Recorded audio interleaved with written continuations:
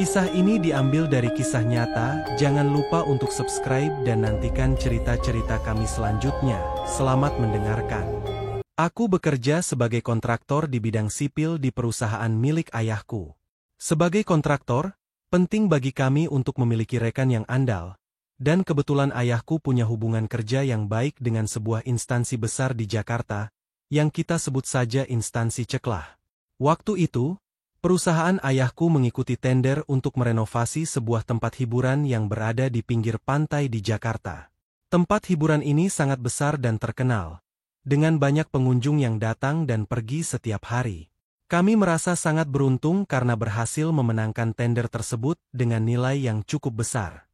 Setelah menandatangani kontrak dan melakukan pengecekan lapangan, kami mulai bekerja. Pekerjaan kami adalah merenovasi bagian luar bangunan tersebut menggunakan material ferrosemen. Karena tempat ini beroperasi sepanjang hari, kami harus bekerja pada malam hari setelah semua pengunjung pulang. Lokasi pekerjaan kami cukup menantang, dengan sebuah danau besar yang berfungsi sebagai reservoir di dekatnya. Danau ini menampung air hujan dan bisa mengalirkan air ke laut jika penuh. Minggu pertama berjalan lancar tanpa kendala. Namun, di minggu kedua, direksi instansi tersebut menginstruksikan kami untuk menebang sebuah pohon besar di depan tempat hiburan. Pohon ini sudah mati, tingginya sekitar 3 meter dengan diameter yang sangat besar, sekitar 4 kali pelukan orang dewasa. Sayangnya, permintaan ini tidak tercantum dalam kontrak, tetapi kami setuju untuk membantu sebagai bentuk kerjasama. Pada malam ke-8, sekitar pukul 11 malam, kami memulai penebangan pohon. Kami menggunakan denso untuk memotongnya. Anehnya, ketika denso dinyalakan dan diarahkan ke pohon, mesin itu tiba-tiba macet. Meskipun sudah mencoba berkali-kali, denso tidak bisa menembus pohon tersebut. Rasanya seperti ada sesuatu yang menghalangi, membuat mesin tumpul seketika. Kejadian itu benar-benar di luar nalar kami. Padahal, kami yakin peralatan kami dalam kondisi baik dan siap digunakan. Namun, malam itu, pohon tersebut tetap berdiri tegak, seolah menolak untuk ditebang. Kami pun terpaksa menghentikan pekerjaan dan memutuskan untuk mencari solusi lain di hari berikutnya. Awalnya kami berpikir mungkin alat yang digunakan sudah tumpul atau rusak. Akhirnya, kami mengganti denso dengan mesin gergaji yang baru. Saat kami mencoba menyalakan mesin gergaji baru tersebut, kejadian aneh kembali terjadi. Belum sempat mesin menyentuh pohon, tiba-tiba operator mesin gergaji itu jatuh lemas, seperti orang yang tiba-tiba kelelahan berat. Untungnya, mesin belum benar-benar dinyalakan sehingga tidak terjadi kecelakaan yang lebih parah. Melihat kejadian itu, pelaksana lapangan kami dan manajer langsung menghampiri operator tersebut. Mereka mencoba membangunkannya dan memberi minuman. Operator itu hanya bisa terengah-engah tanpa bisa menjelaskan apa yang terjadi. Dia terlihat sangat lemas dan tidak bisa diajak bicara. Akhirnya, kami memutuskan untuk membawanya ke pojok untuk beristirahat. Jam berikutnya, setelah operator pertama diistirahatkan, kami menggantinya dengan operator baru. Kami mencoba menyalakan gergaji lagi untuk melanjutkan penebangan. 2 orang operator baru ini mulai menebang pohon. Baru saja gergaji menembus pohon sekitar sejengkal, tiba-tiba salah satu operator jatuh pingsan sementara yang satunya lagi menggigil dan terlihat sangat lemas. Kejadian ini membuat kami semakin curiga dan khawatir. Aku mulai berpikir ada sesuatu yang tidak beres. 2 operator baru ini juga dibawa ke pinggir dan ditenangkan. Mereka terlihat sangat dingin dan lemas, seolah-olah mereka baru saja mengalami sesuatu yang menguras energi mereka. Pelaksana lapangan kami bingung harus bagaimana. Dia mencoba untuk menebang pohon secara manual, tapi melihat kondisi para operator yang pingsan dan lemas, kami memutuskan untuk menunda penebangan dan menunggu hingga besok. Besok malamnya, pada jam yang sama sekitar pukul 11 malam, kami kembali mencoba menebang pohon tersebut. Kali ini, kejadian yang paling parah terjadi. Begitu gergaji mulai menembus pohon, operator baru tiba-tiba pingsan. Bahkan, tanpa sempat memberi peringatan, dia langsung jatuh dan tidak sadarkan diri. Kejadian itu membuat kami semua yakin bahwa masalah dengan pohon ini bukanlah masalah biasa. Pagi harinya, tempat hiburan kembali beroperasi seperti biasa, dan manajer kami berbicara dengan pihak instansi. Manajer kami menjelaskan bahwa sudah 2 malam berturut-turut kami mencoba menebang pohon. Namun 4 orang tukang kami pingsan dan mengalami kejang-kejang. Pihak instansi tampaknya tidak percaya dan menyuruh kami untuk mencoba lagi. Kami merasa seperti sedang diakali. Akhirnya, pihak instansi memberi arahan untuk menemui seseorang yang mereka sebut sebagai orang pintar yang sudah berpengalaman menangani hal-hal semacam ini. Kami diberi nomor teleponnya dan disarankan untuk bertemu dengannya. Siang itu, kami menemui orang yang disebutkan oleh pihak instansi. Orang ini memang terlihat seperti seorang ahli spiritual atau semacamnya. Dia sudah bekerja sama dengan instansi tersebut untuk menangani masalah-masalah yang berkaitan dengan hal gaib di kawasan itu. Kami mengobrol dengan orang tersebut, yang kami sebut Abah.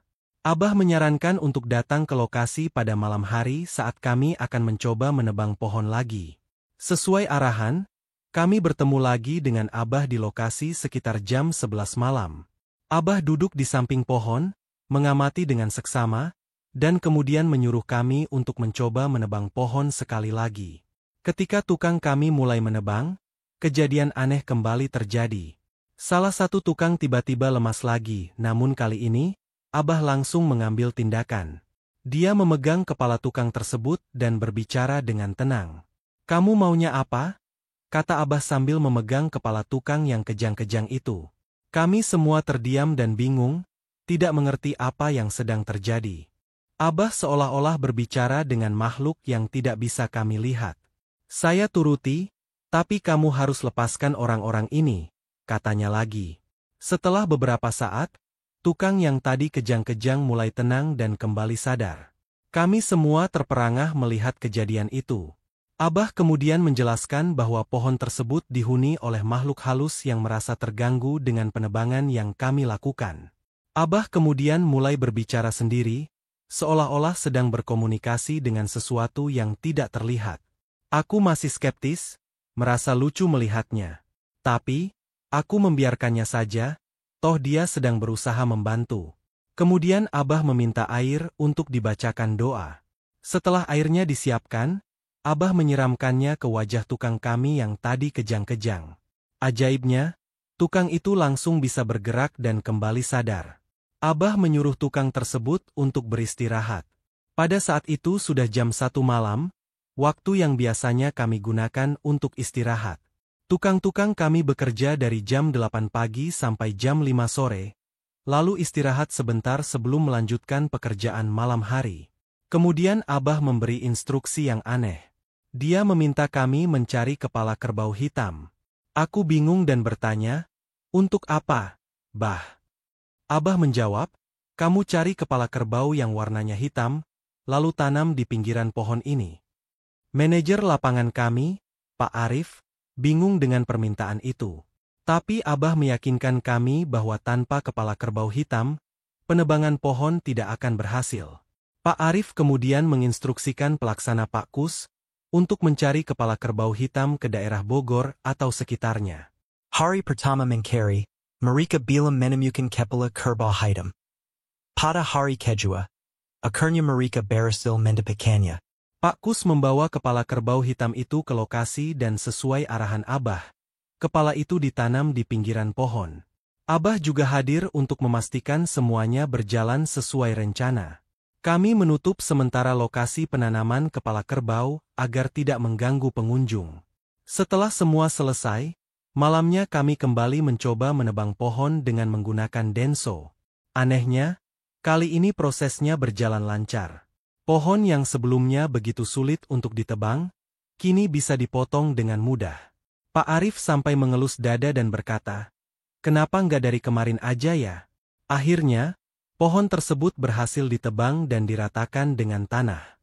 Proyek renovasi tempat hiburan itu pun bisa dilanjutkan tanpa hambatan lagi. 1 minggu setelah penebangan pohon itu, kami sudah bekerja di lokasi selama lebih dari 2 minggu. Dengan tenggat waktu proyek yang hanya 1 bulan, kami hanya punya kurang dari 2 minggu lagi untuk menyelesaikan renovasi.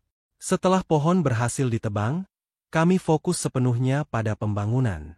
Sebelum Abah datang, meskipun tukang-tukang kami mengalami kejadian aneh seperti lemas dan pingsan, aku dan teman-teman di sekitar tidak merasakan hal yang aneh. Mungkin karena aku bukan orang yang sensitif terhadap hal-hal gaib, jadi malam itu terasa seperti biasa saja, hanya sedikit dingin.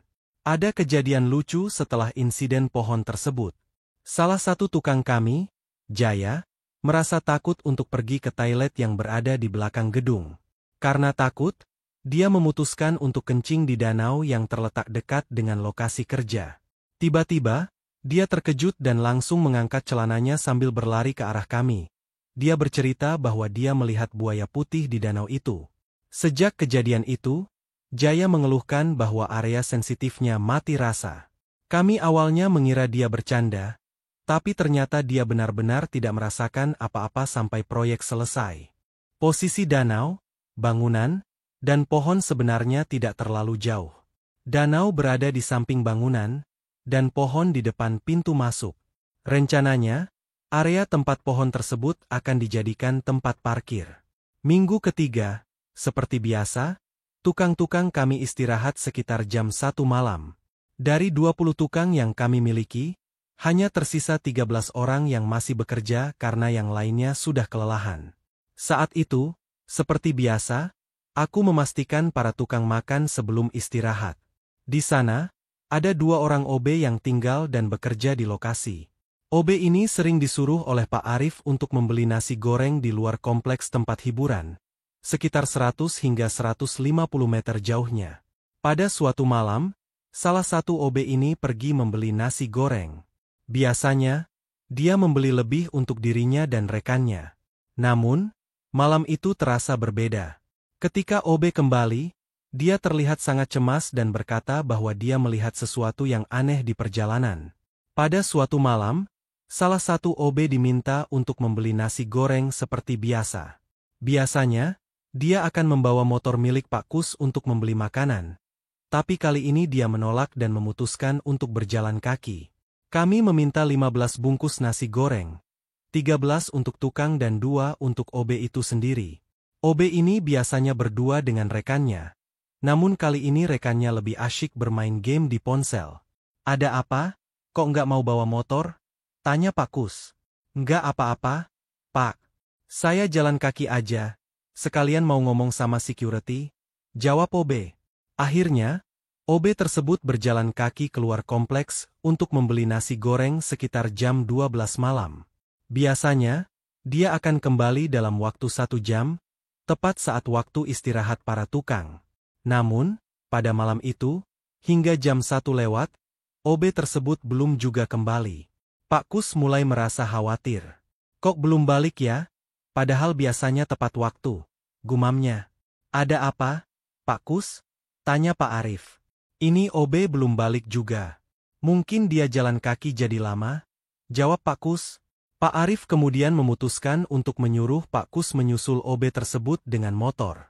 Pak Kus pun bergegas keluar kompleks dan menuju tempat biasa OB membeli nasi goreng. Ketika tiba di sana, Pak Kus bertanya pada penjual nasi goreng. Tadi ada yang beli 15 bungkus nasi goreng untuk proyek sebelah. Sudah balik belum? Tanya Pak Kus. Oh, sudah, Pak. Dia beli sekitar jam 12.58 dan sudah kembali. Jawab penjual nasi goreng. Pak Kus semakin bingung. Dia kemudian menuju pos security dan bertanya. Pak, OB tadi sudah balik belum setelah beli nasi goreng? Sudah Pak. Dari jam 1-an tadi sudah masuk, jawab security. Pak Kus bingung dan khawatir, karena OB tersebut tidak terlihat di jalan maupun di proyek. Dia kembali ke lokasi proyek dan melapor kepada Pak Arif. Pak, OB belum balik, padahal sudah beli nasi goreng. Saya sudah cek ke tukang nasi goreng dan security, mereka bilang OB sudah kembali, lapor Pak Kus. Pak Arif berpikir sejenak, wah, gimana ya kasihan tukang-tukang, mereka lapar ya udah, bagi dulu aja nasi yang ada, kata Pak Arif. Akhirnya, Pak Kus kembali lagi ke tukang nasi goreng untuk membeli 13 bungkus lagi. Tanpa banyak bertanya, penjual nasi goreng langsung membuatkan pesanan tambahan. Tukang-tukang kami akhirnya bisa makan dan melanjutkan pekerjaan hingga selesai. Namun, kami semua masih bertanya-tanya tentang keberadaan OB yang hilang. Sampai pekerjaan hampir selesai, OB tersebut belum juga ditemukan. Setelah OB tidak kembali selama berjam-jam, Pak Arif mulai cemas dan bertanya kepada rekan OB yang lain. "Ini kamu suruh OB beli nasi goreng, kok belum balik-balik? Coba kamu tanya teman-teman yang lain," kata Pak Arif. Rekan OB yang lain, sebut saja Andi, menjawab, "Belum balik Pak. Saya juga nggak tahu. Tadi terakhir lihat dia keluar beli nasi goreng." Waktu terus berjalan, hingga jam 4:30 pagi, azan subuh sudah berkumandang. Pak Arif akhirnya memutuskan untuk membagi-bagikan nasi goreng yang ada ke security dan siapa saja yang masih di sekitar lokasi agar tidak mubazir. Keesokan harinya, Pak Arif menerima telepon dari Pak Kus sekitar jam 3 sore. "Pak, OB-nya belum pulang juga," kata Pak Kus. Pak Arif mulai benar-benar khawatir. "Waduh, gimana ini? Coba nanti sore saya ke sana. Kita koordinasi dengan instansi dan direksi," jawab Pak Arif. Pak Arif tiba di lokasi sekitar jam 5 sore, bersama dengan Pak Kus dan beberapa rekan lainnya. Mereka mencoba mencari tahu keberadaan OB yang hilang. Mereka menghubungi keluarga OB di Bandung melalui nomor kontak yang diberikan oleh OB tersebut. "Kami dari proyek di Jakarta, OB Anda belum pulang dari kemarin. Apakah dia menghubungi atau memberitahu Anda?" tanya Pak Arif ke keluarga OB. "Tidak, dia belum pulang dan belum menghubungi kami," jawab keluarga OB. Pak Arif semakin cemas. Mereka memutuskan untuk melaporkan kejadian ini ke pihak instansi dan meminta bantuan mereka. "Pak, OB kami belum kembali sejak kemarin. Kami butuh bantuan untuk mencarinya," lapor Pak Arif ke direksi instansi. Instansi tersebut merespon dengan baik. "Baik, kita laporkan saja ke polisi sebagai orang hilang," kata direksi. Laporan resmi pun dibuat. Polisi mulai melakukan pencarian terhadap OB yang hilang. Pencarian dilakukan dengan menyisir area sekitar kompleks, termasuk kemungkinan dia mengalami kecelakaan atau hal lainnya. Pada hari ketiga pencarian, tidak ada hasil yang ditemukan. OB tetap hilang tanpa jejak. Polisi dan tim pencari tidak menemukan tanda-tanda keberadaan OB. Di tengah pencarian, Pak Arif dan Pak Kus mencoba menghubungi nomor telepon OB. Anehnya, teleponnya selalu nyambung tapi tidak diangkat. Hal ini terus terjadi hingga hari kedua. Nomor telepon OB nyambung, tetapi tidak ada yang mengangkat. Kejadian ini membuat seluruh tim semakin bingung dan cemas. Mereka merasa ada sesuatu yang tidak biasa terjadi. Pada hari keempat, OB tersebut masih belum ditemukan, dan pihak instansi akhirnya memutuskan untuk meminta bantuan Abah lagi karena merasa ada sesuatu yang janggal. Abah dipanggil kembali untuk bertemu dengan kami, direksi, dan Pak Arif. Abah mendengarkan cerita kami dengan seksama, lalu berkata, "Kalau begitu, saya harus ke lapangan lagi untuk melihat langsung." Perlu diketahui, setiap kali Abah diminta datang, biayanya cukup besar. Namun, karena ini di luar tanggung jawab instansi, kontraktor yang harus menanggung biayanya. Meskipun mahal, kami merasa itu sepadan karena dia selalu berhasil membantu kami. Abah tiba di lokasi sekitar jam 8 malam. Dia mulai bekerja dengan cara yang sama seperti sebelumnya, mengamati area dengan seksama. Abah kemudian berdiri di bekas tempat pohon yang telah ditebang, lalu memulai ritual zikirnya. Saat itu, tiba-tiba Pak Kus yang sedang memantau pekerjaan, mulai kejang-kejang dan kesurupan. Dia berteriak-teriak dan bergerak liar. Pak Arif yang berada di dekatnya mencoba menenangkannya, namun malah terpental ketika mencoba memegang pundak Pak Kus. Kami semua terkejut melihat kejadian itu. Pak Arif berusaha memanggil tukang lainnya untuk membantu menenangkan Pak Kus, tapi 3 orang tukang yang mencoba menahan Pak Kus juga tidak mampu. Pak Kus berontak dengan kekuatan yang luar biasa. Melihat situasi yang semakin tidak terkendali, aku segera memanggil Abah. "Bah, tolonglah ini," kataku. Abah segera mendekati Pak Kus. Dengan tenang, Abah memegang kepala Pak Kus dan membaca doa-doa. Dalam hitungan detik, Pak Kus langsung jatuh pingsan. Kami semua terperangah melihat kejadian itu. Abah kemudian meminta untuk memanggil direksi. Malam itu juga, Pak Arif menelpon direksi dan mereka datang bersama dengan bawahannya sekitar jam 12 malam. Ketika direksi tiba, mereka bertanya kepada Abah, apa yang terjadi di sini? Abah menunjuk Pak Kus yang masih pingsan dan berkata, ini penyebabnya. Ada gangguan yang membuat dia kesurupan. Direksi meminta semua orang untuk menjauh agar tidak terlalu banyak kerumunan di sekitar Pak Kus.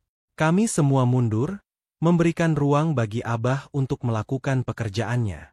Ketika semua orang berkumpul, penasaran dengan kejadian yang menimpa Pak Kus, Abah mendekatinya. Pak Kus didudukkan dan Abah memegang lengannya, kemudian bertanya, kamu kenapa?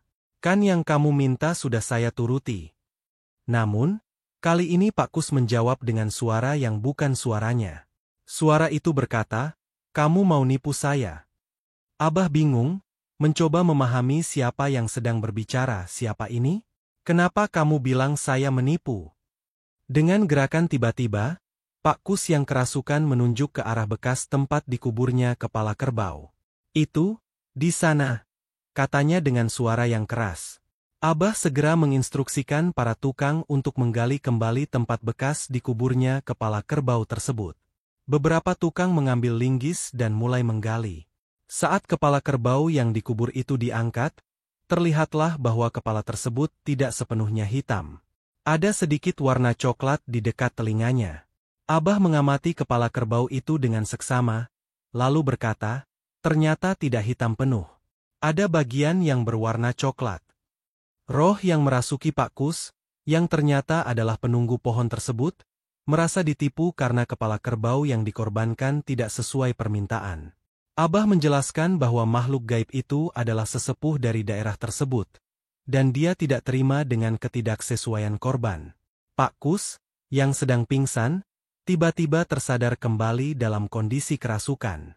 Dia bangun dengan gerakan aneh, seperti orang yang sangat kelelahan tetapi masih kerasukan. Pak Arif mencoba mendekatinya, tetapi Pak Kus berteriak dan mundur lagi. Abah menenangkan semua orang, biarkan saja dulu. Biarkan dia keluar sendiri. Setelah itu, Abah berbicara dengan direksi instansi. Mereka berbicara agak lama, sekitar 5 menit, sementara Pak Kus masih dalam kondisi kerasukan di dekat mereka. Kami semua menunggu dengan cemas, berharap masalah ini bisa segera terselesaikan. Abah terus berbicara dengan direksi instansi, dan akhirnya mereka mendekati Pak Kus yang masih kesurupan. Kamu sembunyikan anak itu di mana? Kamu simpan di mana dia sekarang? Katakan, apa yang kamu mau, saya turuti, kata Abah dengan tegas. Pak Kus yang kerasukan menunjuk ke arah yang berbeda dari tempat kepala kerbau dikubur, kali ini mengarah ke danau. Di sana, dia di sana, ujar Pak Kus dengan suara yang bukan suaranya. Kami semua terkejut dan merinding, tidak tahu apa yang akan terjadi selanjutnya. Abah menginstruksikan kami untuk mengikuti petunjuk tersebut. Kami bergerak menuju danau, mengikuti arahan Pak Kus yang kerasukan. Sampai di tepi danau, Abah menunjuk ke arah salah satu sudut danau, tempat penutup pompa besar yang diameternya sekitar 2 meter. Di sini, kata Abah, coba buka penutup ini. Pak Arif menjawab, itu penutup pompa, Pak. Kita tidak punya kunci atau alat untuk membukanya sekarang. Abah terlihat tenang, tetapi tegas. Kita harus membukanya. Apapun yang terjadi, kita harus membuka penutup ini. Kami segera mencari alat yang diperlukan. Tukang-tukang mulai bekerja dengan alat las dan perlengkapan lain untuk membuka baut yang sudah berkarat. Proses ini memakan waktu lama, hampir sampai jam 3.30 pagi, baru akhirnya baut-baut itu bisa dilepas. Dengan 4 tukang di kanan, kiri, depan, dan belakang, kami bersama-sama mengangkat penutup pompa tersebut. Ketika penutupnya terangkat, pemandangan yang kami lihat membuat kami tidak percaya. Di dalam lubang pompa itu, kami menemukan OB yang hilang, dia terlihat lemas. OB itu segera diangkat keluar dan dibawa ke tempat aman. Abah segera mulai membaca doa-doa sambil menyiramkan air suci ke tubuh OB tersebut. OB yang tadinya tidak sadar perlahan mulai siuman. Kami semua merasa lega meskipun masih dalam keadaan shock. Abah kemudian menoleh kepada direksi dan berkata, "Inilah yang dia minta."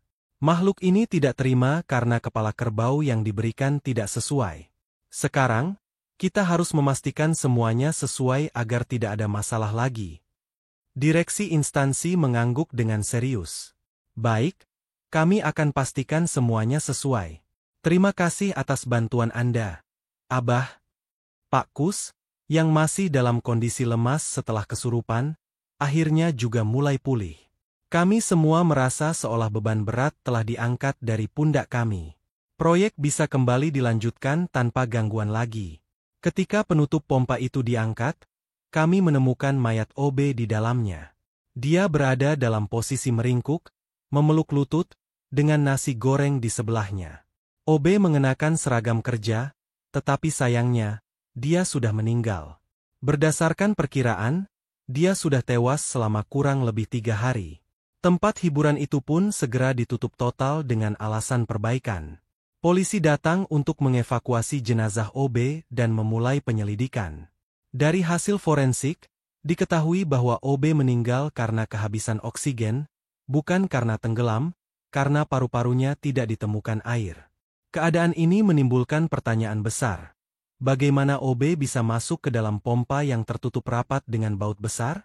Penutup itu dikunci dengan baut besar yang sangat sulit dibuka, dan jelas tidak mungkin dia bisa masuk sendiri. Setelah forensik memeriksa ponsel OB, ditemukan bahwa ponselnya mati karena kehabisan baterai, bukan karena terendam air. Riwayat panggilan menunjukkan banyak panggilan tak terjawab dari nomor Pak Arif, Pak Kus, dan saya sendiri, menunjukkan bahwa OB mencoba menghubungi kami sebelum ponselnya mati. Temuan ini menimbulkan kengerian dan keanehan yang sulit dijelaskan. Nasi goreng yang ditemukan di sebelahnya menambah misteri. Tidak ada logika yang bisa menjelaskan bagaimana OB bisa masuk ke dalam pompa tersebut dengan keadaan seperti itu. Kasus ini akhirnya ditutup karena tidak ditemukan penyebab yang jelas. Media tidak diberitahu, dan kami semua menandatangani surat pernyataan di atas materai untuk menjaga kerahasiaan kasus ini. Namun, berita ini tetap tersebar di kalangan kontraktor setempat, menjadi cerita yang dikenal di antara mereka. Polisi memastikan untuk menutup kasus ini, dan pihak instansi mendatangi keluarga korban untuk memberikan santunan yang cukup besar, dengan keterangan resmi bahwa kematian OB disebabkan oleh kecelakaan kerja. Namun, keluarga korban diberitahu tentang kejadian yang sebenarnya. Rumor tentang kejadian ini segera menyebar di kalangan kontraktor setempat. Mereka berbicara tentang bagaimana OB ditemukan dalam kondisi yang misterius, dan banyak yang percaya bahwa ada unsur gaib yang terlibat. Beberapa orang bahkan menduga bahwa kepala kerbau yang digunakan dalam ritual sebelumnya tidak sepenuhnya hitam, yang menyebabkan roh penunggu pohon marah. Setelah kejadian itu, proyek dilanjutkan, namun dengan perasaan was-was. Banyak yang merasa ada sesuatu yang tidak beres di lokasi tersebut. Bahkan setelah tempat hiburan kembali dibuka, cerita tentang kejadian ini tetap menjadi pembicaraan di antara para pekerja. Dari yang aku dengar, daerah itu memang sudah lama dikenal sebagai tempat yang angker, tempat jin buang anak, dan sudah dikenal sejak zaman Belanda. Pengalaman dari para security dan OB yang tinggal di sana sering melihat hal-hal aneh, seperti buaya putih besar yang sering muncul di danau. Buaya putih ini ternyata adalah siluman yang menjadi penunggu pohon tersebut. Sosok buaya putih sering menampakkan diri di danau, tetapi tidak pernah terlihat di pohon setelah kejadian tersebut. Untuk OB yang meninggal, tidak ada laporan penampakan arwahnya gentayangan di lokasi. Namun, kesaksian para pekerja menunjukkan bahwa penampakan yang sering terlihat di daerah tersebut adalah sosok siluman seperti buaya putih atau monyet besar yang sering muncul di malam hari. Pengalaman pribadiku juga cukup aneh. Sebelum kejadian dengan OB, aku sudah lama bekerja sebagai kontraktor. Suatu malam, aku ikut lembur hingga jam 1 dini hari. Karena capek, aku izin kepada ayah untuk tidur di mobil yang diparkir agak jauh, sekitar 50 meter dari lokasi pekerjaan. Aku tidur di bangku supir dengan pintu mobil terkunci. Keamanan di lokasi dijaga oleh security 24 jam. jadi aku merasa aman. Saat tidur, tiba-tiba aku mendengar suara pintu mobil dibuka dan seseorang duduk di sampingku. Aku berpikir itu ayahku, jadi aku tetap memejamkan mata. Mobil bergoyang saat orang tersebut masuk dan menutup pintu. Aku merasa ada yang aneh karena tidak ada suara atau gerakan lagi setelah itu. 5 menit kemudian, aku membuka mata dan melihat tidak ada siapa-siapa di sebelahku. Pintu mobil masih terkunci dan mesin mobil masih menyala. Aku terkejut dan keluar dari mobil, memeriksa sekitar tetapi tidak menemukan siapapun. Aku kembali ke lokasi pekerjaan dan bertanya kepada ayahku apakah dia sempat masuk ke mobil. Ayahku berkata bahwa dia tidak pernah mendekati mobil dan malah sedang mencari kunci mobil. Aku semakin bingung karena jelas ada seseorang yang masuk dan duduk di sebelahku, tetapi tidak ada jejak sama sekali. Kejadian ini membuatku merinding dan merasa semakin aneh dengan tempat tersebut. Meskipun sudah terbiasa dengan cerita-cerita seram, mengalami sendiri kejadian aneh membuatku merasa tidak nyaman. Sampai saat ini, aku masih bekerja di sana dan sering mendengar cerita-cerita seram lainnya dari para pekerja dan security.